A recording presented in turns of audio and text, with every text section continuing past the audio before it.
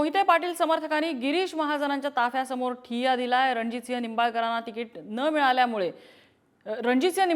Ticket मिळाल्यामुळे मोहिते पाटील गट नाराज आहे। धैर्यशील मोहिते पाटील शरद पवारांच्या राष्ट्रवादीत जाणार असल्याची चर्चा आहे। कार्यकर्त्यांनीच तसा त्यांना आग्रह केलेला आहे।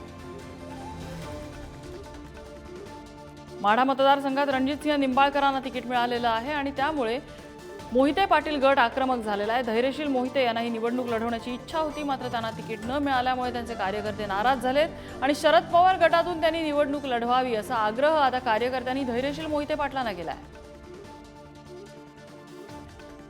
माऊली डांगे आपल्याला अपडेट देत आहेत। माऊली, गिरीश महाजन या सगळ्यावर तोडगा काढण्यासाठी कदाचित दुपारी आलेले होते, मात्र आता त्यांच्याच गाडीसमोर कार्यकर्त्यांचा ठिय्या।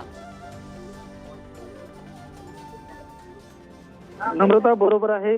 गिरीश महाजन दुपारी शिवरत्न बंगल्यावर तोडगा काढण्यासाठी आले होते। त्यांच्यामध्ये धैर्यशील मोहिते पाटील असतील, माजी मुख्यमंत्री विजयसिंह मोहिते पाटील असतील, रणजितसिंह मोहिते पाटील असतील, यांच्याबरोबर गुप्त बैठक झाली।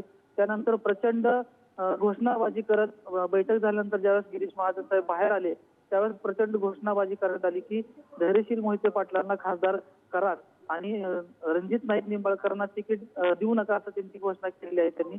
आणि गिरीश महाजनांना जाण्यापासून रोखलेलं आहे। तिथंच घोषणाबाजी चालू झाली की धैर्यशील मोहिते पाटील तुतारीकडून निवडणूक लढवावी अशी आता घोषणाबाजी करत गाडीसमोर त्यांनी राडा घातलेला आहे।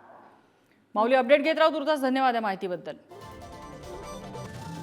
गिरीश महाजन खरं तर इथे तोडगा काढण्यासाठी आले होते, कार्यकर्त्यांची मोहिते पाटलांची समजूत घालण्यासाठी आलेले होते अशी माहिती दुपारी आपल्याला मिळाली। मात्र त्यांच्याच गाडीसमोर आता मोहिते पाटलांच्या समर्थकांनी, त्यांच्या कार्यकर्त्यांनी ठिय्या दिलेला आहे, त्यांची गाडी अडवलेली आहे आणि मोहिते पाटलांच्या तिकिटासाठी त्यांचे सगळे कार्यकर्ते आग्रही आहेत।